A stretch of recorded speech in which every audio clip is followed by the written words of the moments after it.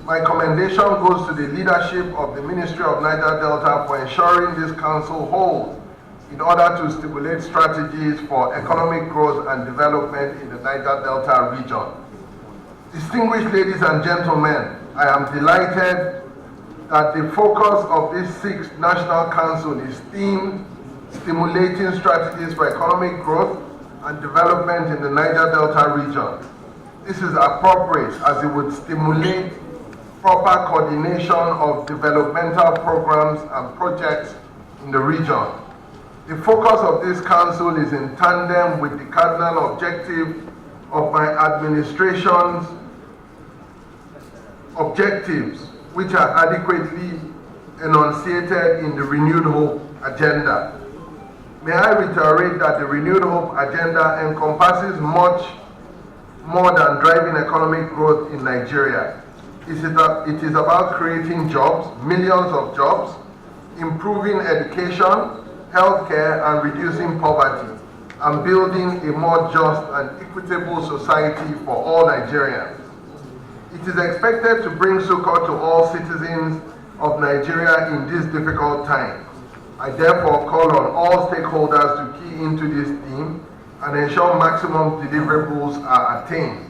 Ladies and gentlemen, let me assure you that I am aware of the state of infrastructure and challenges in the region, but please be rest assured that concerted efforts are being made to transform infrastructural and economic fortunes of the Niger Delta region.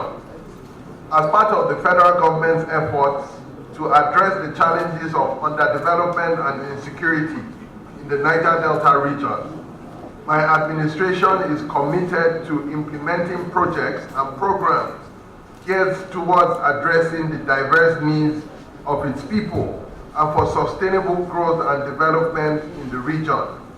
Government has developed a holistic plan for the development of the Niger Delta region, and indeed all parts of Nigeria in terms of infrastructure, education, and harnessing the bountiful resources of all parts of our great country, as evident in the Ministerial Performance Fund for Presidential Priorities and Deliverables for 2023 to 2027, which was signed by the Minister of Niger Delta Development and myself, as well as with all members of the Federal Executive Council. To achieve these development initiatives, my administration deemed it fit to widen the scope of the Ministry of Niger Delta Development that is saddled with the responsibility of formulating and executing plans, programs, and other initiatives for the development of the Niger Delta region. To this effect, the name of the ministry was changed from the Ministry of Niger Delta Affairs to the Ministry of Niger Delta Development. The expected effect of this is that the ministry will now be responsible for all policies, projects, and programs that are targeted at bringing to fruition the long-envisaged development of the Niger Delta region.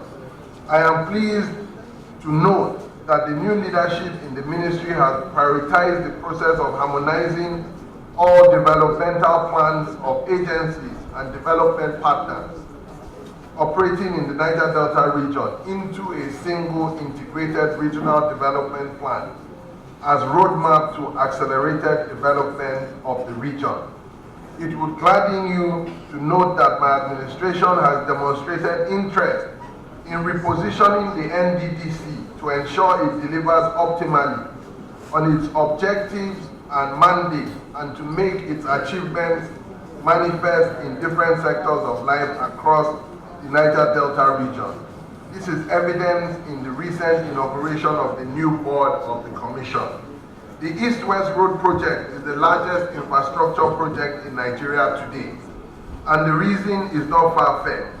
It is a very strategic road connecting the nation's busiest and foremost commercial cities across the 3 regions. Its completion is a priority to this administration, and this, I assure you, will be delivered in the very nearest future. On a broader scale, we are dedicated to ensuring that our local refineries across the Niger Delta region and other parts of the country are made operational and put to optimal use soonest. This would ensure petroleum products availability and further reduce the retail cost of PMS, create more job opportunities for our teeming youth, and grow the nation's GDP to over $1 trillion by the end of the first term of my administration.